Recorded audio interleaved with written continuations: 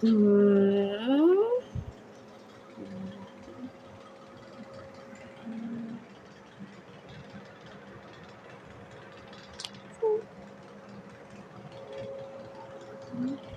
Sapinho, boneca do mal, porco espinho rosa, o Stitch, coelhinho do bem e meu hipopótamo, o Tico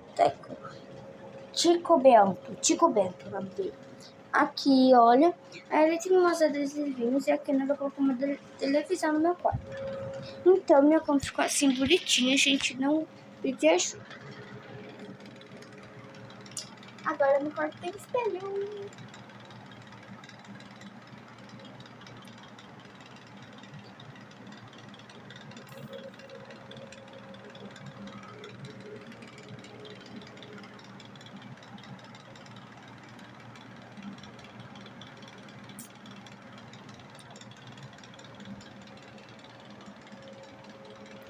Muito bom.